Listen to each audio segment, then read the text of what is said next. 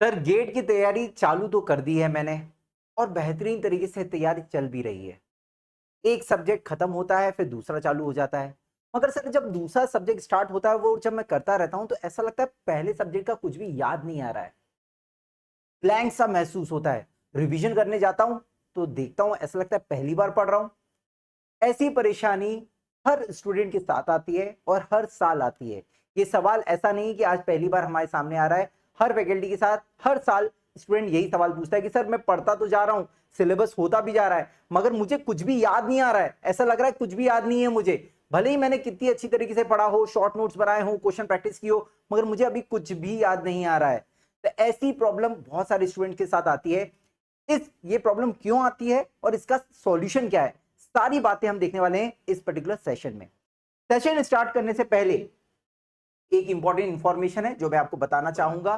15 जून को price hike होने वाली है, तो जितने स्टूडेंट भी प्लान कर रहे हैं जल्दी से एनरोल करा लीजिए। हो सकता है 6,000 से ज्यादा तक आज प्राइस हाइक हो सकती है। तो जो भी स्टूडेंट प्लान कर रहे हैं 14 जून मतलब का लास्ट डेट है, एनरोल करा सकते हैं। चलिए अब हम चलते हैं अपने पॉइंट पे।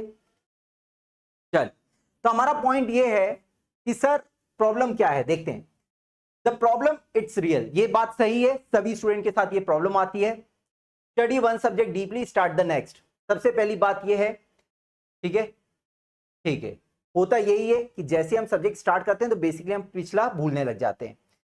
Common among GATE aspirant with vast syllabus, क्योंकि आपको पता है कि गेट का सिलेबस बहुत वास्ट है। जब हम कॉलेज में पढ़ते हैं तो नॉर्मली एक सेमेस्टर में एक सब्जेक्ट देते हैं, फिर एक सब्जेक्ट खत्म होने के बाद हमारे पास थोड़े दिन का गैप भी रहता है अगले सेमेस्टर अगले एग्जाम के लिए, तो उतने दिन में हम उसे प्रिपेयर भी कर लेते हैं, ठीक है। बट जब हम गेट जैसे एग्जाम की बात करते हैं, एक ही दिन हमें 11-12 सब्जेक्ट देने हैं, इतना बड़ा सिलेबस, साल भर हम तैयारी करते हैं, तो ऐसा होना है और सारे स्टूडेंट के साथ होता है, ठीक है। Feels like am I even improving, और कई बार ऐसा भी लगने लग जाता है कि पढ़ता तो मैं जा रहा हूं मगर क्या सब कुछ याद रह रहा है, और अगर याद नहीं रह रहा है तो इतने दिन की मेहनत का क्या। चल, व्हाई दिस हैपेंस, क्यों होता है ये। पहला point, no revision cycle for the old subject. सबसे पहले स्टूडेंट क्या करता है, सब्जेक्ट पढ़ता है, कंप्लीट कर देता है, मगर उसके लिए कोई रिवीजन साइकिल नहीं रखता। उसको ये नहीं सोचता, वो क्या सोचता है, आज मैंने नेटवर्क पढ़ लिया है, अब आज से 9 महीने बाद आराम से मैं स्टार्ट करूंगा, जब मेरा एग्जाम आएगा उससे पहले मैं रिवीजन कर लूंगा। अगर ऐसा करोगे तो भूल जाओगे। तो उसके लिए रिवीजन साइकिल होना बहुत जरूरी है। No revision cycle for old subject.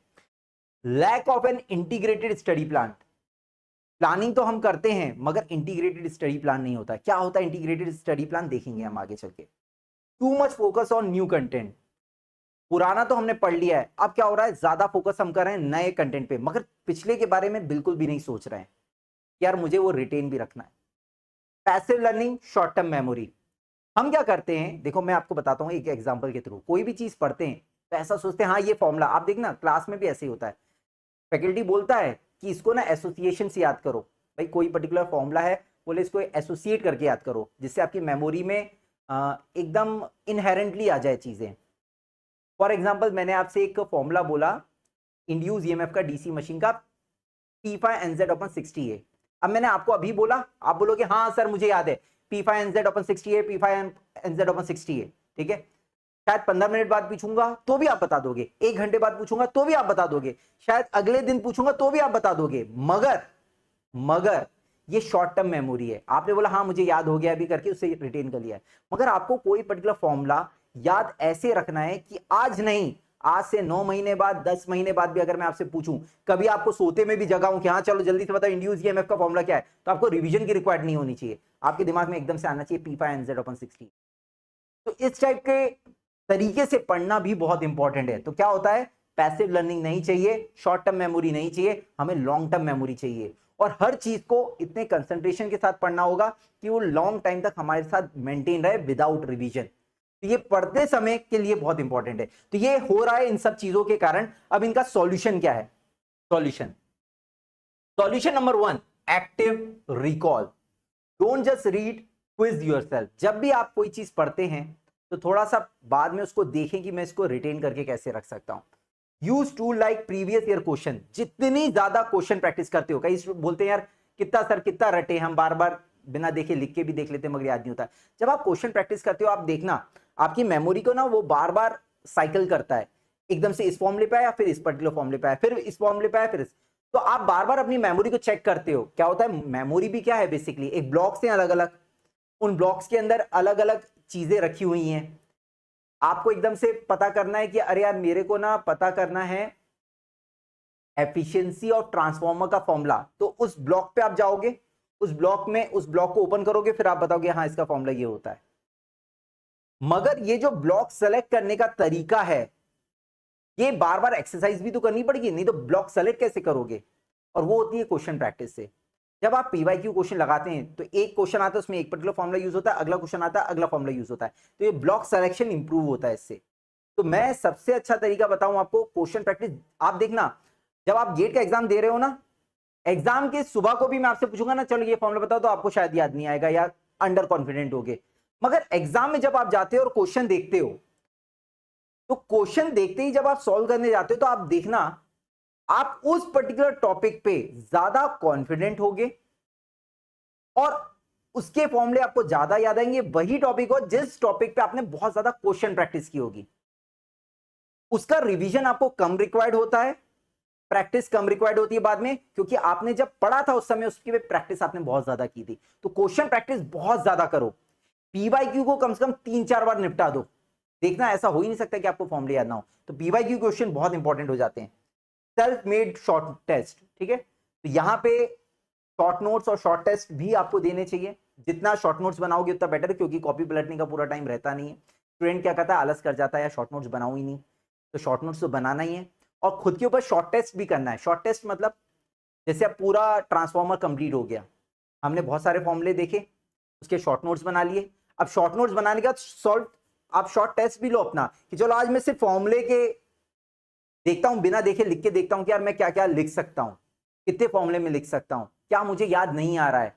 ठीक है, तो शुरुआत से आपको टॉपिक पता है, एक काम करो, एक जगह आप टॉपिक लिख लो सिर्फ, यार voltage regulation, maximum voltage regulation मत लिखो, आंसर मत लिखो, सिर्फ वोल्टेज रेगुलेशन लिखो, वोल्टेज रेगुलेशन एफिशिएंसी। अब एफिशिएंसी में क्या क्या फॉर्मूला होगा, एक एफिशिएंसी का फॉर्मूला होगा, एक मैक्सिमम एफिशिएंसी का फॉर्मूला होगा, एक कंडीशन ऑफ मैक्सिमम एफिशिएंसी का फॉर्मूला होगा। तो ये खुद लिखो आप, voltage regulation, maximum voltage regulation की कंडीशन, मैक्सिमम वोल्टेज रेगुलेशन की वैल्यू, जीरो वोल्टेज रेगुलेशन की कंडीशन। तो ऐसे खुद से बनाओ। तो ये शॉर्ट टेस्ट खुद का लेना होगा आपको। स्टूडेंट क्या सोचता है, मैं देख रहा हूं, हाँ मुझे याद है, कॉपी पलटाता है। अरे लिख के देखो, मैं बताऊं लिख के देखना बहुत अच्छा होगा। जितने लोगों को आज तक मेमोरी की प्रॉब्लम हो रही है, वो देखिएगा, लिख के पढ़ना स्टार्ट कर दो, आप लिख के फॉर्मूला रिवाइज करना स्टार्ट कर दो, देखना ये चीजें इंप्रूव हो जाएंगी, और इसमें आपको बहुत ही कम रिक्वायरमेंट होगी रिवीजन की। ठीक है, ठीक है, आगे बात करते हैं हम। Solution number 2, weekly revision blocks. Reserve 1 day per week for revision only. हफ्ते में 7 दिन होते हैं, एक दिन पूरे रिवीजन के लिए छोड़ दो। स्टूडेंट क्या सोचता है, अरे यार एक दिन बहुत इंपॉर्टेंट है, मैं तो 6 दिन में मेरा ये हुआ है, इतना बचा हुआ, अभी मैं 7वें दिन पूरा निपटाऊंगा। एक दिन बिल्कुल सेक्रीफाइस कर दो, कि एक दिन मेरा को वो चीज करनी है जो 6 दिन में हमने पढ़ी है, या महीने भर में जो चीजें पढ़ी हैं उसको मेरे को रिवाइज करना है एक दिन। तो वो उसको आप ग्रेटिट्यूड दे रहे हो कि भाई एक महीने जो मैंने मेहनत करी है वो एक दिन में जाके उसको रिवीजन करने वाला हूं, क्योंकि वो भी इंपॉर्टेंट है। आज तक जो पढ़ा है वो तो ठीक है, नया नया तो हम एड ऑन करते जा रहे हैं, मगर उसको भी तो हमें रिस्पेक्ट देनी है जो हमने एक महीने से मेहनत की है। तो एक दिन पूरा रिजर्व कर दो कि सिर्फ revision revision revision revision question practice, revision question practice, कुछ नया नहीं पढ़ना है हमें। ऐसा आप कर सकते हैं। जैसे संडे को बना दो मेमोरी डे, उस डे का नाम रख दो memory day. Revisit formulas PYQ concept, उस दिन क्या करना है आपको, फॉर्मुलेज देखने, पीवाईक्यूज देखने, कॉन्सेप्ट्स देखने। कुछ कॉन्सेप्ट भी ऐसे होते हैं जो हमें थोड़े से रिकॉल करने होते हैं। Rotate subjects, week 1 network, week 2 machine. भैया अभी तक हमारा क्या हुआ है, जो भी हमारा सब्जेक्ट हो चुका है, मान लो एक सब्जेक्ट हो चुका है नेटवर्क, अब मशीन स्टार्ट हो गया है, एक हफ्ता हो गया है, तो आने वाले संडे को नेटवर्क का रिवीजन कर लो। फिर एक वीक बीत जाए तो नेटवर्क के बाद या उससे पहले कोई सब्जेक्ट हुआ होगा वीक 2 में, उसको कर दो अलॉट। तो एक संडे टू संडे आप उसको अलॉट कर सकते हो कि आज दिन भर मैं नेटवर्क का रिवीजन करने वाला हूं जो हुआ है। तो ये स्टूडेंट करते हैं। ऐसा मत सोचो कि आपका एक दिन वेस्ट हो जाएगा, या आप बोलोगे यार एक दिन में मैं और कुछ नया पढ़ सकता था। 6 दिन है आपके पास, जम के पढ़ो 6 दिन। 6 दिन में बिल्कुल कंजूसी मत करो, और एक दिन रख दो रिवीजन के लिए। और आप रिस्पेक्ट दे रहे हो उस सब्जेक्ट को जिसपे आपने बहुत मेहनत करी है पहले एक महीने। ठीक है, तो ये इंपॉर्टेंट है। Solution number 3, interleave practice. Instead of 1 subject for 15 days mix 2 to 3 subject daily and alternate slot. देखो ये एक बहुत इंपॉर्टेंट है। क्या होता था मैं आपको बताता हूँ, पहले जब हम लोग ऑफलाइन पढ़ते थे तो ऑफलाइन में क्या होता था या पढ़ाते थे तो एक ही सब्जेक्ट पूरा दिन भर चलता था। भाई सुबह को जा रहे हैं मशीन पढ़ाने, शाम को लौट के आ रहे थे, तो स्टूडेंट एक ही सब्जेक्ट पढ़ता था। मान लो कोई सब्जेक्ट है जो 15 डेज में कंप्लीट हो जाता था, ठीक है। अब 15 डेज के बाद फिर नया सब्जेक्ट स्टार्ट होता था, वो बिल्कुल फ्रेश लगता था। मगर आज के टाइम में आपको अच्छा है ऑनलाइन में आप पैरेलल 2 से 3 सब्जेक्ट पढ़ते हो, वो बहुत बेहतर है क्योंकि आप 2 सब्जेक्ट को मिक्स करते हुए पढ़ रहे हो। सुबह जैसे अभी मेरा 3 घंटे मशीन चल रहा है, शाम को स्टूडेंट कंट्रोल सिस्टम कर रहा होगा, एक नॉन कोर सब्जेक्ट पढ़ रहा होगा, तो बढ़िया उसके 2 सब्जेक्ट मिक्स होकर चल रहे हैं। ऐसा नहीं हो रहा कि वो एक ही क्या होता है, कई बार हम एक ही एक सब्जेक्ट के बारे में दिन रात सुबह शाम देखते रहते हैं ना, तो दूसरे सब्जेक्ट को मिक्स करना बहुत मुश्किल हो जाता है। ये बहुत अच्छी चीज है, mix 2 to 3 subject in daily और अल्टरनेट स्लॉट्स। एक दिन में सिर्फ एक सब्जेक्ट मत करो, कम से कम 2 सब्जेक्ट तो चलाओ, 3 भी कर सकते हो, 2 तो मिनिमम चलाओ ही, एक अकेला मत करो, ठीक है। हाफ डे दोनों के लिए रख दो, हाफ डे ये core subject, half day non core subject, इस तरीके से आप डिवाइड कर सकते हो।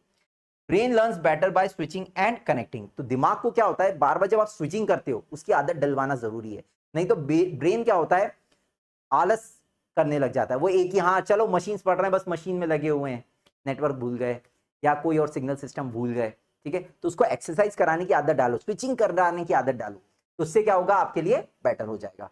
Short notes and mind maps, make 1 page summarise for every subject. Short notes के लिए मैं आपको हमेशा कहता हूं शॉर्ट नोट्स होने ही चाहिए। जो भी स्टूडेंट अभी तक शॉर्ट नोट्स नहीं बना रहे हैं, मैं बता रहा हूं अब स्टार्ट कर दो, मत छोड़ो। एग्जाम के एक दिन पहले जब आपको बोलूंगा ना चलो जल्दी से ट्रांसफॉर्मर रिवाइज कर लो, ट्रांसफॉर्मर की इतनी मोटी कॉपी हो चुकी है, रिवाइज पेज पलटने में टाइम वेस्ट हो जाता है। मैं आपको बता रहा हूं एक दिन पहले पेज पलटने में 1-2 घंटे निकल जाएंगे, सिर्फ पेज पलटोगे, उसमें ढूंढोगे कहां है फॉर्मूला लिखा है, भले ही आपने हाईलाइट करके रखा होगा, भले ही आपने पेज मार्क करके रखा होगा, मगर टाइम वेस्ट होता है। शॉर्ट नोट्स बनाना जरूरी है, ठीक है। तो उसको समराइज करो, जितना बेटर शॉर्ट नोट्स बनाओगे उतना आपके लिए अच्छा रहेगा। और खुद के शॉर्ट नोट्स इंडिविजुअल होते हैं, किसी और के शॉर्ट नोट्स नहीं होते। बोले मयंक सर आपके शॉर्ट नोट्स दे दो, मेरे शॉर्ट नोट्स आपके कोई काम के नहीं है, या आपके शॉर्ट नोट्स मेरे कोई काम के नहीं है। आपके इंडिविजुअल शॉर्ट नोट्स, आपने फॉर्मूले लिखे जो इंपॉर्टेंट लगे, फिर जब आप क्वेश्चन प्रैक्टिस करते हो तो उसमें आपको इंपॉर्टेंट पॉइंट्स दिखते हैं, वो इंपॉर्टेंट पॉइंट्स पुट करने लग जाओ। हो सकता है किसी स्टूडेंट को कोई इंपॉर्टेंट पॉइंट याद रहे, हो सकता है आपको ना रहे, तो ये डिफरेंट माइंड का गेम है। आपको क्या चीजें आपकी स्ट्रांग है, तो स्ट्रांग वाली चीजों को लिखने की जरूरत नहीं, वीक वाली चीजों को लिखने की जरूरत है। तो आप किसमें वीक हो, किस पर्टिकुलर कॉन्सेप्ट पे वीक हो, किस पर्टिकुलर फॉर्मूले पे वीक हो सकता है कोई का फंडामेंटल बहुत अच्छा है तो उसको वो पर्टिकुलर छोटी बात लिखने की जरूरत ना पड़े और आपको पड़ जाए, ये बहुत इंपॉर्टेंट है, ठीक है। तो शॉर्ट नोट्स अच्छे बनाने हैं। Mind maps improve memory by visual association, ये बहुत इंपॉर्टेंट है। अब जैसे एक फॉर्मूले की मैं बात करता हूं, मैं फॉर्मूला कैसे याद कराता हूं मैं आपको बताता हूं। एक फॉर्मूला जो मैं बता रहा था ना, इंड्यूस ईएमएफ ऑफ, मैंने कैसे याद किया, मुझे आज तक याद है, मुझे एसोसिएशन तक याद है। आप सोचो, आप मैंने इंड्यूस ईएमएफ का एक फॉर्मूला बनाया था P phi NZ upon 60A। तो मैंने अपने जब मैं पढ़ रहा था तो मैंने इसको याद करने के लिए बनाया था, पंडित जवाहरलाल नेहरू उड़ गए हवाई जहाज में ऊपर 60 आदमियों को नीचे छोड़ के, ऐसे याद किया था, पंडित जवाहरलाल नेहरू उड़ गए हवा में 60 आदमियों को छोड़ के। ये मैंने खुद एसोसिएशन बनाया था, आप अपने हिसाब से एसोसिएशन बना सकते हो किसी भी फॉर्मूले को याद रखने के लिए, किसी कॉन्सेप्ट को याद रखने के लिए। तो ये एसोसिएशन से याद करने से क्या होता है, मैं आपको बता रहा हूं, ये लॉन्ग टर्म के लिए याद रहता है। अभी तो हमें लगता है कि हाँ सर मुझे याद हो गया, 1 घंटे बाद भी याद रहेगा, मगर अगले दिन पूछूंगा तो भूल जाओगे, किसी और सब्जेक्ट के साथ मिक्स होगा तो भूल जाओगे, मगर एसोसिएशन से याद करोगे ना तो कभी नहीं भूलोगे। तो mind maps improve memory by visual association, visual association करके पढ़ना बहुत इंपॉर्टेंट है। ये एक मेमोरी टेक्निक भी होती है, ठीक है, तो इसको डेवलप करना बहुत जरूरी है। मेरे जितने विजुअल एसोसिएशंस होते हैं, मैं तो स्टूडेंट को अपनी क्लास में बताता हूं कि यार ये मैंने ऐसे याद किया था, तुम लोग ऐसे करके याद कर लो। भाई मैक्सिमम टॉर्क का अपन स्टार्टिंग टॉर्क का ये फॉर्मूला था, तो मैंने ऐसा सोच के करा था मैक्सिमम टॉर्क स्टार्टिंग। तो bonus tip, teach to retain, teaching super power for memory, ठीक है। एक्सप्लेन, हाँ ये भी एक बहुत अच्छी चीज है। किसी चीज को आपको बहुत अच्छी तरीके से याद करना है तो एक और तरीका होता है किसी को पढ़ाना।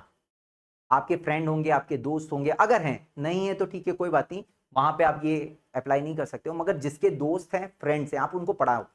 देखो क्या होता है, स्टूडेंट कई बार सोचता है अरे यार ये तो मुझे आ गया, मैं दूसरे को पढ़ा दूंगा, ये तो कॉम्पिटिटिव एग्जामिनेशन है, कॉम्पिटिशन में मैं पीछे हो जाऊंगा, वो आगे निकल जाएगा। ये सोचना गलत है। जितना आप किसी को बताओगे उतने आप आगे बढ़ोगे, आप पीछे कभी नहीं हो सकते हो। तो हमेशा याद रखो, जो भी आप चीजें पढ़ो, अगर किसी को पढ़ा सकते हो तो इससे बेहतर तरीका हो ही नहीं सकता। किसी दोस्त को ढूंढ लो, खुद के साथ भी हो सकता है। देखो योरसेल्फ इज मिरर, आप खुद को भी समझा सकते हो। कोई कॉन्सेप्ट आपने समझा, बढ़िया कांच के सामने खड़े हो गए, ऐसा सोचो कि आप क्लास में पढ़ा रहे हो और आप अपने आप को एक्सप्लेन कर रहे हो। ये भी एक बहुत बेहतरीन तरीका है। और रिकॉर्ड वीडियोस, हालांकि रिकॉर्ड वीडियोस तो मैं नहीं सजेस्ट करूंगा, ये बहुत टीडियस हो जाएगा, बहुत मेहनती वाला काम हो जाएगा। तो दोस्त को पढ़ाएं या मिरर में अपने सामने बोलें, ये कॉन्सेप्ट को, फॉर्मूले को थोड़ा सा एक एक्टिंग करें या दोस्त को पढ़ाएं। मैं बता रहा हूं आपको, ये बेस्ट तरीका होता है चीजों को याद रखने का, अपने कॉन्सेप्ट को बेटर बनाने का। जब आप दोस्त को पढ़ाते, देखो जब आप पढ़ने के लिए पढ़ते हो ना, तो हो सकता है आप कहीं कंजूसी कर लो, हो सकता है अरे यार ये ऐसा होता होगा, मगर आप किसी और को पढ़ा रहे होगे ना, तो आपको पता है यार ये सवाल मेरे से पूछ सकता है कि ऐसा क्यों हुआ, तो फिर आप पहले ही उसको क्लियर करते हो। और जब आप उसको क्लियर कर लेते हो तो वो सिर्फ क्लियर सामने वाले के लिए नहीं होता है, वह आपके लिए भी हो जाता है। ये एक बहुत बेहतरीन तरीका है चीजों को याद करने का, कॉन्सेप्ट को इंप्रूव करने का। ठीक है, तो ये वाला कॉन्सेप्ट आप करके देखिएगा, बहुत बढ़िया आपके वो इंप्रूवमेंट निकल के आएगा। ठीक है, ठीक है। Don't just study, build up system to never forget. तो फाइनल स्ट्रेटेजी अगर हम सारी की चीजों के बारे में बात करें, अभी तक कंक्लूड करें, तो सिर्फ पढ़ना नहीं है, ऐसी चीजें पढ़नी है कि जो हमेशा याद रहे। आप ये मत सोचो कि सिर्फ गेट 2026 आएगा, जब तक मुझे याद रहे उसके बाद मैं भूल जाऊं कोई दिक्कत नहीं है, ऐसा सोच के मत पढ़ना। ठीक है, हमेशा याद रखो ना क्या दिक्कत है। जब आगे चल के आप जॉब में भी जाओगे तो वो चीजें काम आने वाली हैं, आप ये मत सोचो कि काम नहीं आती हैं, आती हैं। टीचिंग प्रैक्टिस मैंने आपको बताया, दूसरे को पढ़ाओ, बेटर हो जाएगा आपका नॉलेज। सेल्फ क्विजिंग, खुद से सवाल पूछो कि हाँ भाई ऐसा है। और सेल्फ मैंने जो बताया, शॉर्ट टेस्ट लो अपना, शॉर्ट नोट्स अच्छे बेहतरीन तरीके से बनाओ short notes. Weekly revision, week में एक दिन दे दो कि हाँ भाई मेरे को ये पर्टिकुलर डे दिया है मैंने, ये पर्टिकुलर सब्जेक्ट को मैं रिवाइज करूंगा, और ये जो मेरा है मेमोरी डे है, मेमोरी डे नाम दे सकते हो आप। Daily mix of subject, subject को मिक्स करके जरूर पढ़ें, एक सिंगल सब्जेक्ट मत चलाओ, 2 से 3 सब्जेक्ट आप पैरेलल में चलाओ तो मिक्सिंग अच्छी होगी, और मिक्सिंग अच्छी होगी तो मेमोरी में भी अच्छे से वो आप उस समय उस ब्लॉक को निकाल के याद कर सकते। ठीक है, चलो कुछ सवाल आए हैं, देखें क्या पूछ रहे हैं। Sir I am preparing for GATE, I am in finally first year, I have taken batch of Unacademy.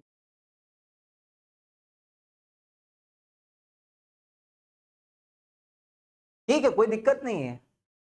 अरे नहीं नहीं, स्टडीकू is also very good book, और कनोडिया भी अच्छी है, जो आपको बेटर लगे कर सकते हो। ऐसा कुछ नहीं है कि कनोडिया ही करना है या स्टडीकू ही करना है, स्टडीकू तो बहुत लोग करते हैं, अच्छी बुक है वो, कर सकते हो आप बिल्कुल, है ना, बिल्कुल कर सकते हो। HBCL PYQ, ठीक है करवा देंगे, क्या दिक्कत है, बिल्कुल करवा देंगे। चल, तो जाने से पहले आपको इंपॉर्टेंट इंफॉर्मेशन दे देता हूं।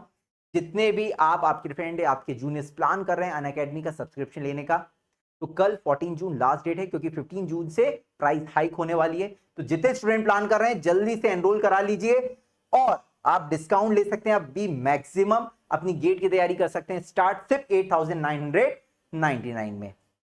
हमारे पास जितने इसरो की तैयारी कर रहे हैं 2025 की, उड़ान बैच स्टार्ट हो चुका है 6 जून से, जिसकी ऑफर प्राइस है 3,999। कोड आप यूज कर सकते हैं मयंक 45। ठीक है, तो ये स्टार्ट हो चुका है 6 जून से। इसके अलावा स्कॉलरशिप टेस्ट है 15 जून को सुबह 11 बजे और शाम को 5 बजे, एनरोल करा सकते हैं। प्रैक्टिस हो जाएगी आपकी टेस्ट की। दूसरी बात, 20 क्वेश्चंस होंगे, 45 मिनट्स होंगे, तो ये स्कॉलरशिप टेस्ट जरूर देना चाहिए, जहां पे आपको मिल सकता है अप टू 90% स्कॉलरशिप। ठीक है, तो ये बहुत अच्छा मौका है। इसके अलावा नक्षत्र बैच स्टार्ट हुआ है ESC प्रीलिम्स के लिए 2026 के लिए, डबल ई का, जहां पे मटेरियल साइंस स्टार्ट किया शिशिर सर ने, नेटवर्क स्टार्ट किया है आपका बीबी रेड्डी सर ने। तो जो भी स्टूडेंट प्लान कर रहे हैं जल्दी से एनरोल करा सकते हैं। विजय पथ बैच अगर हम बात करें फॉर गेट ESC PSQ के लिए, डबल ई के लिए स्टार्ट हो चुका है 2026 के टारगेट के लिए। 13 जून से ये स्टार्ट हो रहा है, मतलब आज से। ठीक है, मनोज सर लेंगे शाम को 7 बजे। तो जिन स्टूडेंट ने अभी तक एनरोल नहीं करा है जल्दी से एनरोल करा लीजिएगा। जुनून बैच गेट ESC PSU 2027 के लिए है, डबल ई के लिए, ये भी 13 जून आज से स्टार्ट हो रहा है। तो जो स्टूडेंट प्लान कर रहे हैं जल्दी से एनरोल करा लीजिए। Airport authority of India ATC 2025 जो प्लान कर रहे हैं, ऑफर प्राइस है 3,999। मैं बता रहा हूं प्राइस हाइक होने वाली है, कोड यूज कर सकते हैं मयंक 45, और आगे आप बढ़ सकते हैं। इस एनरोलमेंट के साथ आपको पता है कि टेस्ट सीरीज फ्री मिलती है, जिसमें 2645 आपको टेस्ट यहां पे मिलते हैं, क्वेश्चंस मिलते हैं, टॉपिक वाइज टेस्ट मिलता है, सिंगल सब्जेक्ट वाइज टेस्ट मिलता है, एडवांस सब्जेक्ट वाइज टेस्ट मिलता है, मल्टीपल सब्जेक्ट वाइज टेस्ट मिलता है, फुल एंड मॉक टेस्ट मिलता है, 12 ईयर PYQs आपको यहां पे मिलेंगे। ठीक है, आपको पता है कि अनअकैडमी 2 टाइप के प्लान होते हैं, एक होता है प्लस, एक होता है आइकॉनिक। जब आप एनरोल कराने जाएंगे तो प्लस में आपको मिलेंगे India top educator, live doubt solving, structure courses, unlimited access, live test and quizzes. Iconic में ये सारे फीचर्स तो मिलते ही हैं, मगर एडिशनल फीचर्स भी मिलते हैं, जैसे कि 1:1 मेंटरशिप, फिजिकल नोट्स और ऐसे बहुत सारे एक्स्ट्रा बेनिफिट्स आपको मिलते हैं आइकॉनिक सब्सक्रिप्शन में। ठीक है, तो जो स्टूडेंट प्लान कर रहा है जल्दी से एनरोल कराइए, और फिर हम मिलते हैं प्लस क्लास में। प्लस क्लास में अभी चल रहा है मेरा इलेक्ट्रिकल मशीन, जिसमें ट्रांसफॉर्मर और इंडक्शन चल रहा है, और जो स्टूडेंट प्लान कर रहे हैं मशीन में ज्वाइन करने का, तो डीसी मशीन ज्वाइन कर सकते हैं। 27 ऑफ जून को हमारा स्टार्ट होने वाला है डीसी मशीन, एनरोल कराइए, और फिर डीसी मशीन की सुबह को 7 बजे मिलते हैं।